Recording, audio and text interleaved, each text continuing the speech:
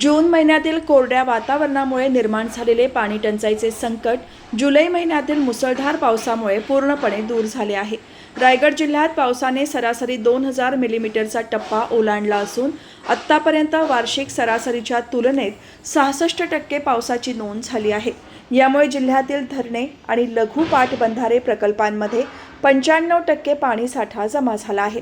यंदाच्या मान्सूनच्या सुरुवातीला एल निनोच्या सावटामुळे जून महिन्यात पावसाने मोठी ओढ दिली होती।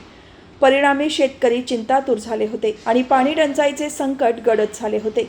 मात्र जुलै महिन्याने चित्र पूर्णपणे बदलले। जुलैच्या पहिल्या 10 दिवसात झालेल्या विक्रमी पावसाने जून महिन्याची कसर भरून काढली।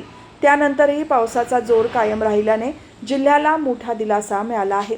रायगड जिल्ह्यात जून ते सप्टेंबर या 4 महिन्यांच्या कालावधीत सरासरी 3148 मिलीमीटर पाऊस पडतो।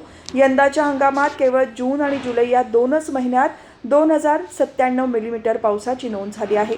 उरण तालुक्यात सर्वाधिक म्हणजेच वार्षिक सरासरीच्या 107% पाऊस पडला आहे, तर श्रीवर्धन तालुक्यात सर्वात कमी 61% पाऊस नोंदवला गेला आहे। जिल्ह्यात जून महिन्यात सरासरी 655 मिलीमीटर ऐवजी 335 मिलीमीटर म्हणजेच 51% पाऊस पडला होता। मात्र जुलै महिन्यात सरासरी 1200 मिलीमीटरच्या तुलनेत तब्बल 1745 मिलीमीटर पावसाची नोंद झाली, जी जुलैच्या सरासरी 161% इतकी आहे। या विक्रमी पावसामुळे जूनची तूट भरून निघण्यासोबतच जिल्ह्यातील धरणांच्या पाणीसाठ्यात लक्षणीय वाढ झाली आहे।